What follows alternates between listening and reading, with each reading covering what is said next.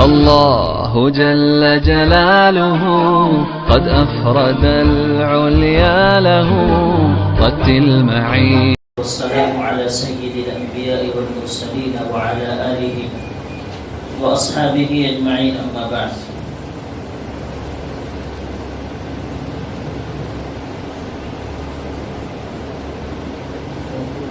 آج سورہ اعراف کے آیات کے سلسلے میں سے آیت نمبر 25 سے 32 تک کا درس ہوگا انشاءاللہ.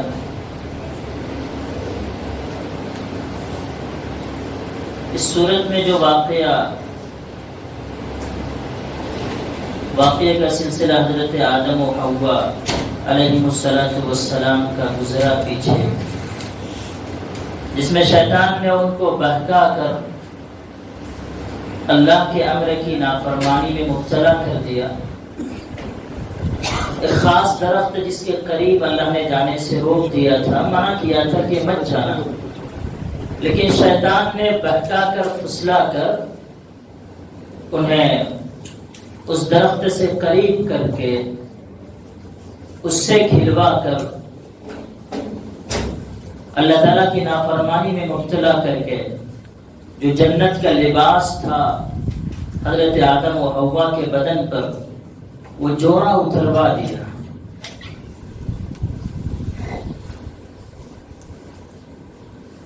اس واقعے میں نے کہا تھا وقت زیادہ ہو رہا تھا، اس لیے یہ جو واقعہ حضرت آدم و حوا کا ہے کہ جنت کا لباس اتار دیا گیا اور پھر انہیں جنت سے نیچے اتار دیا گیا. اس واقعے میں چند اہم درس ہیں جو پوری انسانیت کے لیے ہے. پہلی بات تو یہ ہے کہ انسان کے اندر جو شرم اور حیا کا جذبہ ہے، یہ فطری جذبہ ہے، یہ نیچرل چیز ہے، اور اس کا جو اولین مظہر ہے، جو پہلا اسٹیپ ہے، یہ وہ شرم و حیا ہے جو انسان کو اپنے جسم کے مخصوص حصوں کو دوسروں کے سامنے کھولنے میں محسوس ہوتی. یہ شرم و حیا کا پہلا مظہر ہے. دوسرا درس جو اس سے ہم کو ملتا ہے اس واقعے سے، وہ یہ کہ شیطان کی پہلی چال جو اس نے انسان کو انسانی فطرت کی سیدھی راہ سے ہٹانے کے لیے چلی تھی، یہ تھی کہ انسان کے اندر جو فطری جذبہ ہے شرم و حیا کا، اس جذبے پر ڈاکہ ڈالا جائے. چنانچہ شیطان نے سب سے پہلے شرم و حیا کے جذبے پر ڈاکہ ڈالا حضرت آدم و حوا کے، اور برہنگی کے راستے سے، ننگے پن کے راستے سے اس کے لیے فواحش کا اور برائیوں کا دروازہ کھولا. اور یہی چاہتا ہے شیطان، ہمیشہ انسان کے شرم و حیا پر ڈاکہ ڈالتا ہے، اور برہنگی کے راستے کے ذریعے سے وہ دروازہ کھولنا چاہتا ہے بے حیائی کا. وہ چاہتا ہے کہ انسان کو جنسی بے راہ روی میں مبتلا کر دیا جائے. دوسرے الفاظ میں اس کو یوں سمجھیں کہ شیطان نے انسان کو گمراہ کرنے کے لیے جو انسان کے اندر جو سب سے کمزور پہلو تھا انسان کا، اس نے حملے کے لیے اس پہلو کو تلاش کیا، اور وہ پہلو تھا جنسی پہلو. اپنے جنسی خواہش کو پورا کرنے کا پہلو یہ انسان کے اندر سب سے کمزور پہلو ہے. اسے کہیں اچھی کوئی لڑکی دکھ جائے، اسے اپنی نگاہ کو خیرہ کرنے والی کوئی چیز دکھ جائے، اسے کوئی ایسی چیز دکھ جائے جس سے اسے جنسی جذبات کو تسکین ملتی ہو، اسے سکون ملتا ہو، تو فوراً اس کی طرف چلا جاتا ہے.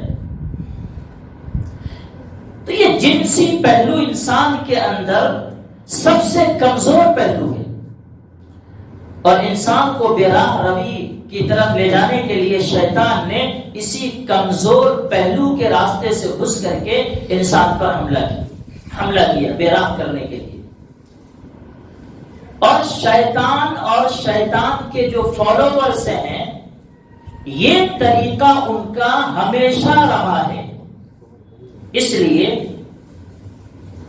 جو شیطان کے فالوورز ہیں، جو ایمان سے خالی لوگ ہیں، یہود و نصارہ ہیں، دشمنان اسلام ہیں، جو بے مذہب ہیں، جو لا مذہب ہیں، جن کا کوئی طریقہ نہیں ہے، جن کا دین سے کوئی لین دین نہیں ہے، جن کے اندر ذرا سا ایمان نہیں ہے،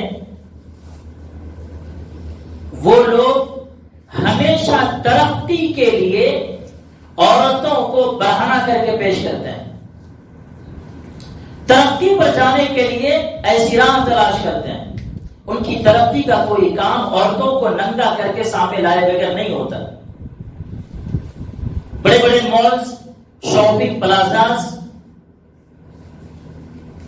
دنیا بھر کے بڑے بڑے مارکیٹس ہیں، وہاں کے کاؤنٹرز، وہاں پر لڑکیوں کو بٹھایا اس لیے جاتا ہے. کام کرنے والی لڑکیوں کو، خوبصورت لڑکیوں کو لا کر کے بٹھایا جاتا ہے. تو شیطان کے جو فالوورز ہیں، جو بے ایمان ہیں، ان کا کام، ان کی ترقی کبھی بھی جو ہے وہ یہ سوچتے ہیں کہ اس کے بغیر ہو ہی نہیں سکتی، اس لیے وہ عورتوں کو بہانہ کر کے لا کر کے کھڑا کر دیتے ہیں. اور یہ کام شیطانی کام ہے، یہ عمل شیطانی عمل ہے. تیسرا سبق جو اس واقعے سے ملتا ہے وہ یہ کہ یہ بھی انسان کی فطرت میں ہے کہ وہ برائی کی دعوت کو بہت کم قبول کرتا ہے. اس لیے انسان کو برائی کی طرف لے جانے والے لوگ، برائی کی طرف دعوت دینے والوں کو ہمیشہ ان کے سامنے خیر خواہی پیش کرنی پڑتی ہے. ہمیشہ برائی کی طرف انسان کو لے جانے والا داعی خیر خواہ کی بھیس میں اس کے سامنے آتا ہے. اس لیے ایک بات عرض کر دوں، جب یہ فتنوں کا دور ہے، قرآن چونکہ قیامت تک کے لیے ہدایت ہے، اس آیت سے سبق ملتا ہے کہ جب بھی آپ کو کوئی دین کے نام پر ہی اگر کہ آپ کو کسی چیز کی دعوت دے تو آپ اسے جانچیے اور پڑتالیے. آپ کو کسی رخ پر لے جانے کی کوشش کر رہا ہے تو دیکھیے خیر خواہی کے جذبے سے آپ کے ساتھ آ رہا ہے، لیکن اس کا بیک گراؤنڈ کیا ہے. آج ارتداد کا فتنہ ہے مسلم بچیوں کا. میں اسی آیت کی روشنی میں بتا رہا ہوں، میں آیت سے ہٹا نہیں اس واقعے سے. ہمیشہ یہ مسلم بچیوں کو پھانسنے والے غیر لڑکوں نے خیر خواہی کے جذبے کے ساتھ ان کے سامنے آئے، خیر خواہی دکھا کر کے سامنے آئے، خیر خواہ بن کے سامنے آئے. ہم تمہارا یہ کام کر دیں گے، ہم تمہارا وہ کام کر دیں گے، ہمیں تمہیں نوکریاں دلا دیں گے، ہم تمہارے گھر والوں کے ساتھ ایسا معاملہ کریں گے. خیر خواہ بن کر کے ہمیشہ شر کے دائی سامنے آتے ہیں. اس لیے اس طرح سے کبھی اگر کوئی آپ کے پاس آ رہا ہے آپ کو کسی چیز کی دعوت دینے کے لیے، وہ خیر خواہ کے بھیس میں آئے گا تو آپ کو جانچنا ہے، پڑتالنا ہے کہ اس کا بیک گراؤنڈ کیا ہے. اس لیے ہمیشہ ہوشیار رہنا چاہیے، چوکنا رہنا چاہیے. اب آگے میں آیت نمبر 25 سے آج کا درس شروع کرتا ہوں. اعوذ باللہ من الشیطان الرجیم، بسم اللہ الرحمن الرحیم. آیت نمبر 26. یا بنی آدم قد انزلنا علیکم لباسا یواری سوآتکم وریشا ولباس التقوى ذلك خیر ذلك من آیات اللہ لعلهم یذکرون.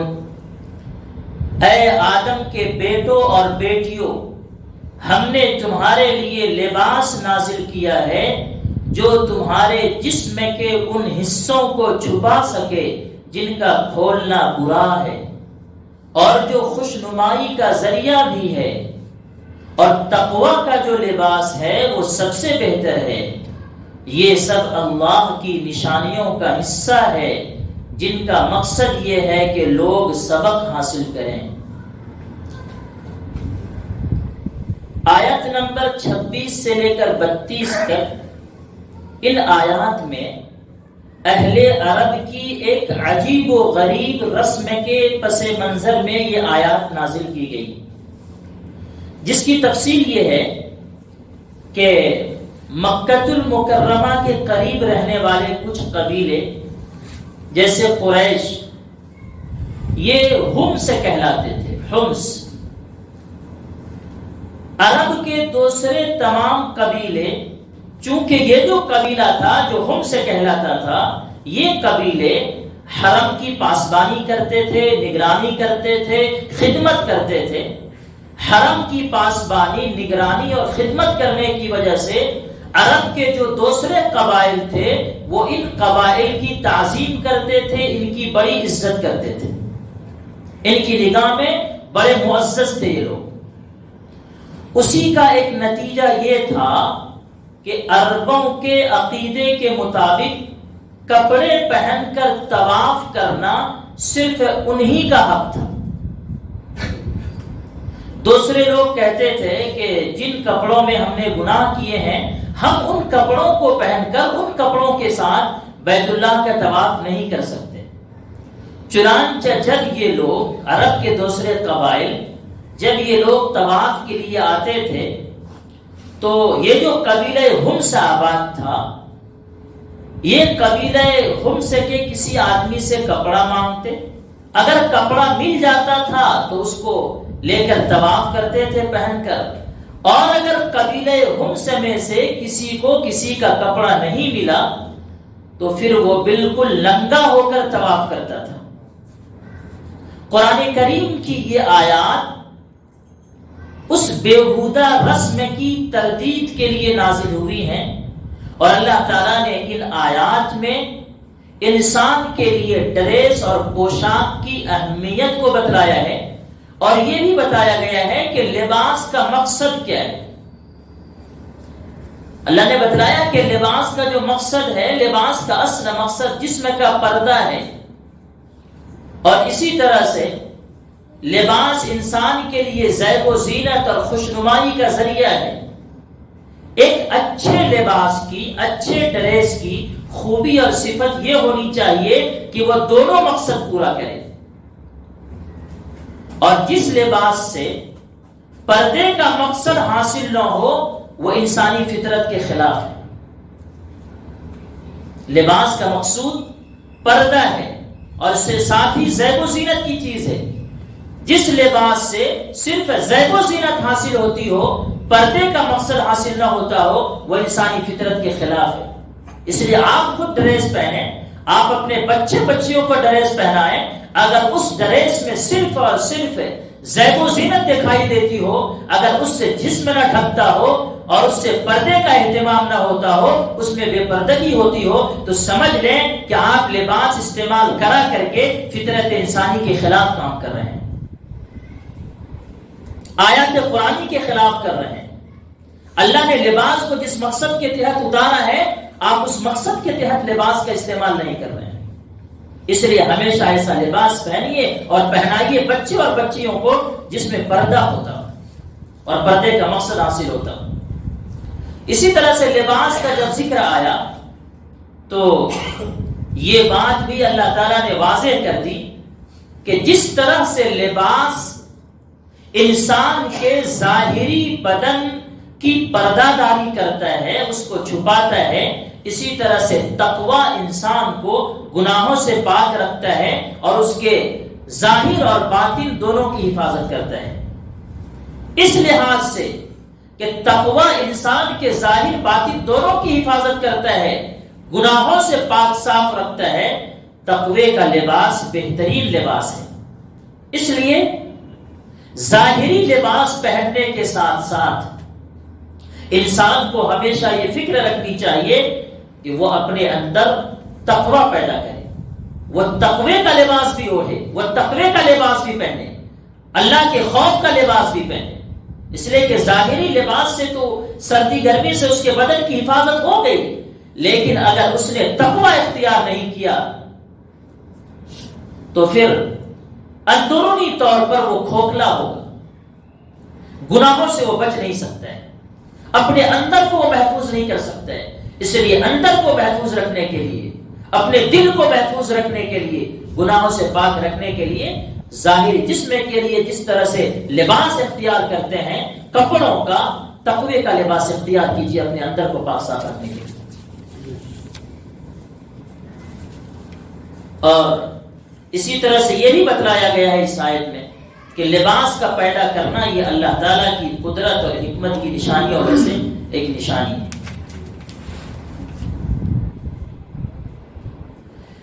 یا بنی آدم لا يفتننكم الشيطان كما أخرج أبويكم من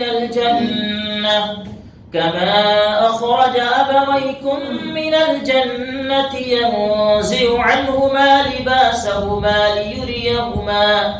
ليريهما سوآتهما إنه يراكم هو وقبيله من حيث لا ترونهم إنا جعلنا الشياطين أولياء للذين لا يؤمنون۔ اے آدم کے بیٹوں اور بیٹیوں، شیطان کو ایسا موقع ہرگز نہ دینا کہ وہ تمہیں اسی طرح فتنے میں ڈال دے جیسے اس نے تمہارے ماں باپ کو جنت سے نکالا، جبکہ ان کا لباس ان کے جسم سے اتروا لیا تھا تاکہ ان کو ایک دوسرے کی شرم کی جگہیں دکھا دے۔ وہ اور اس کا جتھا تمہیں وہاں سے دیکھتا ہے جہاں سے تم انہیں نہیں دیکھ سکتے۔ ان شیطانوں کو ہم نے انہی کا دوست بنا دیا ہے جو ایمان نہیں لاتے، جو ایمان نہیں رکھتے، اہل ایمان نہیں ہے، یا ایمان ہے لیکن اعمال ایمان والوں جیسے نہیں ہیں، تو اللہ تبارک و تعالیٰ نے فرمایا کہ ایسے لوگوں کا دوست ہم نے شیطان کو بنا دیا ہے۔ اور قرآن کریم کی ایک دوسری آیت میں، قرآن کریم کی آیت کو سب سے پہلے قرآن ہی سے سمجھنے کی کوشش کرنا چاہیے۔ اللہ فرماتے ہیں وَمَنْ أَعْرَضَ عَنْ ذِكْرِي نُقَيِّضُ لَهُ شَيْطَانًا فَهُوَ لَهُ قَرِينٌ۔ جب آدمی اللہ کے ذکر سے ہٹتا ہے، جب ایمان سے ہٹتا ہے، جب اللہ کی یاد سے ہٹتا ہے، اللہ فرماتے ہیں ہم اس کے اوپر ایک شیطان کو مسلط کر دیتے ہیں جو اس کا ساتھی بن کر کے رہتا ہے۔ اس لیے جب بھی اعمال کے اندر کمی آئے، جب ہم کسی بدعملی کی طرف جائیں، جب ہم سے اعمال چھوٹنے لگیں، جب ہم سے اعمال میں کوتاہی ہونے لگے، تو اس وقت غور کرنا چاہیے اپنے اوپر، کہیں شیطان تو ہمارا ساتھی نہیں بن گیا، اور پھر توبہ استغفار کر کے پھر وہاں سے اپنے عمل کو درست کر کے صحیح ایمانی اور اعمال والی زندگی بسر کرنا چاہیے۔ وادی بے عمل ہوتا ہے، اللہ فرماتے ہیں ہم شیطان کو مسلط کر دیتے ہیں، پھر شیطان اس کا ساتھی بن کر کے رہتا ہے۔ تو اللہ نے بتلایا کہ شیطان کو ہم نے انہی کا دوست بنایا ہے جو ایمان نہیں لاتے ہیں۔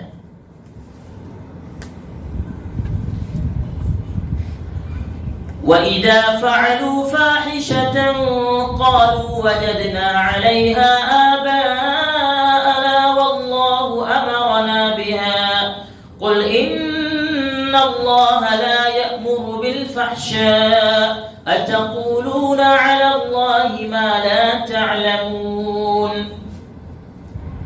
اور جب یہ کافر لوگ کوئی بے حیائی کا کام کرتے ہیں تو کہتے ہیں کہ ہم نے اپنے باپ دادوں کو اسی طریقے پر عمل کرتے پایا ہے، اور اللہ نے ہمیں ایسا ہی حکم دیا ہے۔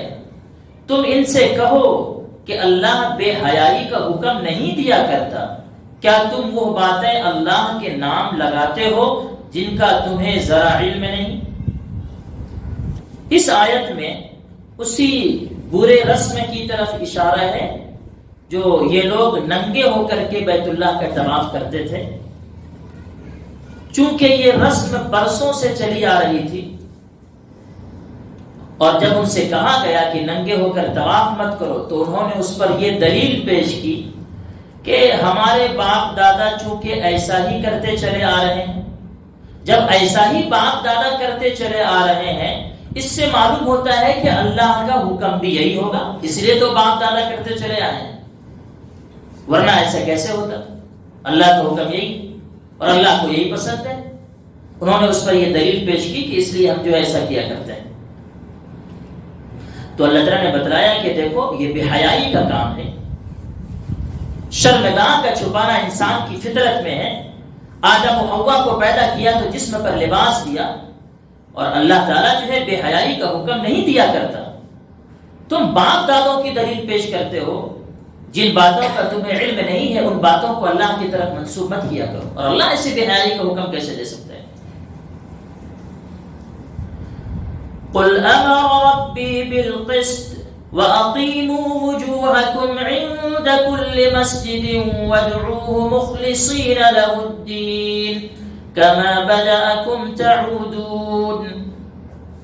کہو کہ میرے پروردگار نے تو انصاف کا حکم دیا ہے، اور یہ حکم دیا ہے کہ جب کہیں سجدہ کرو اپنا رخ ٹھیک ٹھیک رکھو، اور اس یقین کے ساتھ اس کو پکارو کہ اطاعت خالص اسی کا حق ہے. جس طرح اس نے تمہیں شروع میں پیدا کیا تھا اسی طرح تم دوبارہ پیدا ہوگے.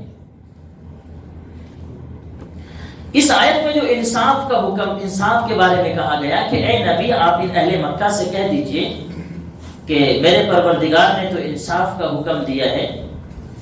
تو انصاف کا ذکر اس لیے کیا گیا ہے کہ یہ جو ہمس کے لوگ تھے مکہ مکرمہ کے قریب جو قبیلے آباد تھے، میں نے کہا جو حرم کی پاسبانی کرتے تھے اور خدمت کرتے تھے بیت اللہ کی، ہمس کے لوگوں نے اپنی جو امتیازی خصوصیات طے کر کے رکھی تھی ان میں سے بعض انصاف کے تقاضوں کے بھی خلاف تھی. مثلا ان کا یہ کہنا کہ یہ بات کہ صرف وہی کپڑے پہن کر طواف کر سکتے ہیں، دوسرے لوگ نہیں کر سکتے. حالانکہ اگر دوسرے لوگ گناہ کر سکتے تھے تو یہ لوگ بھی گناہوں سے پاک تو تھے نہیں، ہر ایک گناہ کرتے تھے. تو یہ انہوں نے امتیازی خصوصیات یہ اپنے طور پر طے کر رکھی تھی.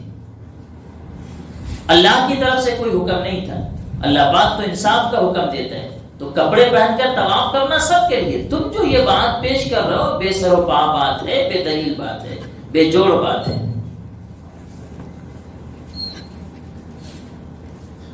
فریقا ہدی وفریقا حق علیہم الضلالہ انہم اتخذوا الشیاطین اولیاء من دون اللہ ویحسبون انہم مہتدون. تم میں سے ایک گروہ کو تو اللہ نے ہدایت تک پہنچا دیا ہے، اور ایک گروہ وہ ہے جس پر گمراہی مسلط ہو گئی ہے، کیونکہ ان لوگوں نے شیطانوں کو دوست بنا لیا ہے اور سمجھ یہ رہے ہیں کہ وہ سیدھے راستے پر ہیں.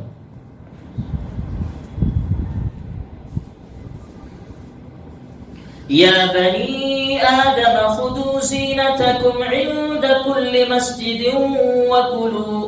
وَكُلُوا وَاشْرَبُوا وَلَا تُسْرِفُوا إِنَّهُ لَا يُحِبُّ الْمُسْرِفِينَ. اے آدم کے بیٹوں اور بیٹیوں، جب کبھی مسجد میں آؤ تو اپنی خوش نمائی کا سامان یعنی لباس جسم پر لے کر آؤ، اور کھاؤ اور پیو، اور فضول خرچی مت کرو.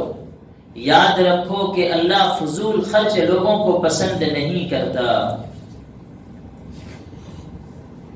قل من حرم زینت اللہ التي اخرج لعباده والطیبات من الرزق قل هي للذین آمنوا في الحياة الدنيا خالصة يوم القيامة كذلك نفصل الآيات لقوم يعلمون. کہو کہ آخر کون ہے جس نے زینت کے اس سامان کو حرام قرار دیا ہو جو اللہ نے اپنے بندوں کے لیے پیدا کیا ہے، اور اسی طرح پاکیزہ رزق کی چیزوں کو. کہو کہ جو لوگ ایمان رکھتے ہیں ان کو یہ نعمتیں جو دنیا میں ملی ہوئی ہیں قیامت کے دن خالص انہی لوگوں کے لیے ہوں گی.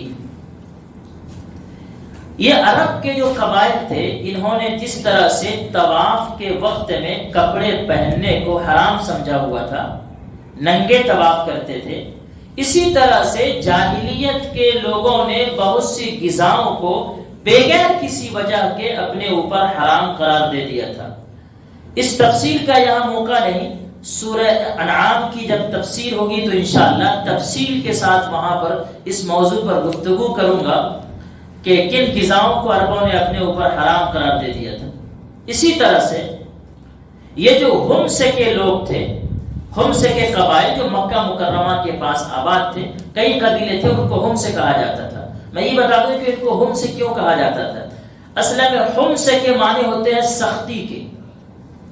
تو یہ جو قبیلے آباد تھے مکہ المکرمہ کے آس پاس، یہ اپنے طریقے پر عمل کرنے میں اور بہادری میں بڑے سخت تھے، اس لیے ان کو ہمسے کہا جاتا تھا. اپنے طریقے سے ہٹتے نہیں تھے، اپنے رواج سے ہٹتے نہیں تھے، اپنے رواج پر بڑی سختی کے ساتھ عمل کرتے تھے، کسی کو دخل اندازی کا موقع نہیں دیتے تھے، بولنے کا موقع نہیں دیتے تھے، اس لیے ان کو ہمسے کہا جاتا ہے. تو یہ جو ہمسے کے قبائل تھے، انہوں نے گوشت کی بھی بعض قسموں کو اپنی امتیازی شان دکھانے کے لیے لوگوں کے سامنے اپنے اوپر جو ہے انہوں نے حرام کر لیا تھا. حالانکہ اللہ تعالیٰ کی طرف سے ایسا کوئی حکم نہیں دیا گیا. تو اللہ تعالیٰ نے یہ کہا ہے کہ قرآن کریم کی آیت میں کہ کون ہے جس نے اللہ نے جن چیزوں کو حلال قرار دیا ہے، کون ہے جس نے ان چیزوں کو حرام کر دیا ہو. اللہ جن چیزوں کو حلال کر دے، کسی انسان کے لیے جائز نہیں ہے کہ وہ ان چیزوں کو اپنے اوپر حرام کرے یا دوسروں کے لیے حرام کا فتویٰ دے.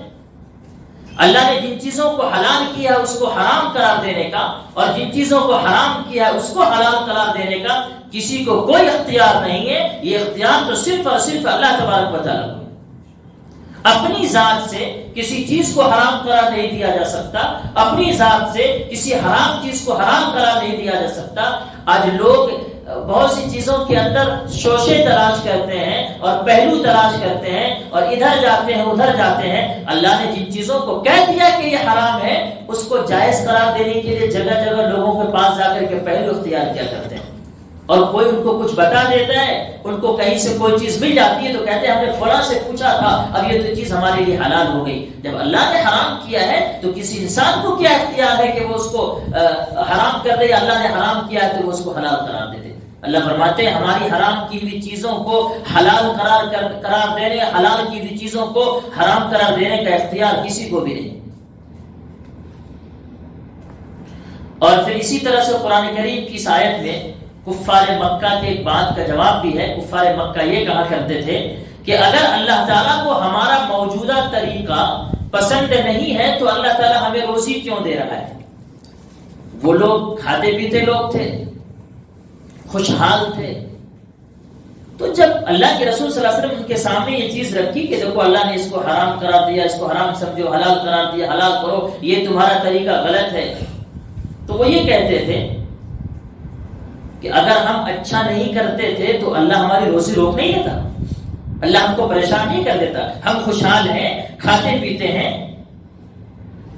اس کا مطلب یہ ہے کہ اللہ تعالیٰ کو ہمارا یہ طریقہ پسند ہے. اللہ تعالیٰ کو ناپسند ہوتا تو اللہ تعالیٰ ہماری روزی روک دیتے تھے. تو قرآن کریم کی اس آیت میں اس کا جواب دیا گیا ہے کہ اس دنیا میں تو اللہ کے رزق کا دسترخوان ہر شخص کے لیے بچھا ہوا ہے، چاہے مومن ہو یا کافر ہو. لیکن آخرت میں یہ نعمتیں صرف مومنوں کے لیے خاص ہیں. اس لیے یہ بات سمجھنا غلط ہے کہ اگر دنیا میں کسی کو خوشحالی میسر ہے، کسی کے پاس پیسے ٹکے ہیں، کوئی کھاتا پیتا ہے، کسی کو دولت میسر ہے، تو اس سے یہ بات سمجھنا غلط ہے کہ یہ اللہ کی رضامندی کی دلیل ہے اور اسے آخرت میں بھی خوشحالی ضرور میسر آ جائے گی. بات سمجھ میں آ رہی ہے؟ کسی کو خوشحالی کا مل جانا، کسی کے پاس دولت کا آ جانا، یہ اس بات کی دلیل نہیں ہے کہ اللہ تعالیٰ اس سے خوش ہے. اس لیے کہ دنیا میں اللہ کا یہ قانون ہی نہیں ہے. دنیا میں تو اللہ کا قانون یہ ہے کہ جو اللہ کو راضی کرنے والے اعمال کرے وہ بھی، جو کافر ہو وہ بھی، اور جو بے دین ہو وہ بھی، اللہ تعالیٰ ہر ایک کو روزی دیتا ہے. اس لیے روزی کے آنے کو اپنے دینداری کا ذریعہ نہیں سمجھنا چاہیے. دنیا میں اللہ تعالیٰ کا یہ قانون ہی نہیں ہے. بلکہ بعض حدیث میں تو یہ بتلایا گیا ہے کہ جب آدمی کو بہت زیادہ مال و دولت آئے تو اس وقت یہ سمجھنا چاہیے کہ کہیں کسی گناہ کے نحوست کے نتیجے میں تو نہیں آئے. اس لیے کہ عموماً جب آدمی کے پاس دولت اور خوشحالی آتی ہے تو پھر برائیوں کے دروازے کھل جاتے ہیں اور آدمی کے لیے اپنے جذبات اور خواہشات کو پورا کرنا اور برائیوں کو کرنا بڑا آسان ہو جاتا ہے۔ اس لیے کبھی بھی دنیا کے مال و دولت دنیا میں مال و دولت آئے، خوشحالی آئے تو یہ نہیں سمجھنا چاہیے کہ اللہ تعالیٰ ہم سے راضی اس لیے آ رہا ہے اور ہم کو آخرت میں بھی خوشحالی مل جائے گی۔ اس لیے کہ دنیا کا معاملہ اللہ نے ہر ایک کے لیے برابر رکھا ہے، ہر ایک کے لیے اللہ کا دسترخوان بچھا ہوا ہے۔ آخرت میں اللہ تعالیٰ اعمال کی بنیاد پر فیصلہ کرے گا، اس لیے دنیا کی خوشحالی کو دیکھ کر یہ نہیں سمجھنا چاہیے کہ یہاں خوشحال ہوں تو آخرت میں بھی خوشحال رہوں گا، بلکہ آخرت میں خوشحالی حاصل کرنے کے لیے ہمیشہ نیک اعمال کرتے رہنا چاہیے۔ اللہ تعالیٰ ہمیں اور آپ کو بھی عمل کی توفیق عطا فرمائے۔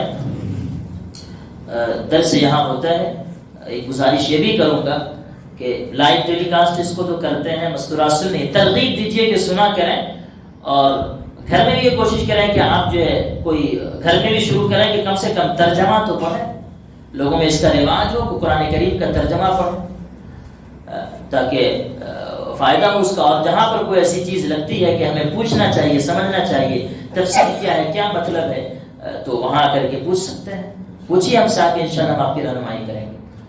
اللہ پاک عمل کی توفیق دے۔ سبحان اللہ و بحمدہ، سبحان اللہ و بحمدہ، ونشهد ان لا اله الا انت، نستغفرک۔ سبحان ربک رب العزة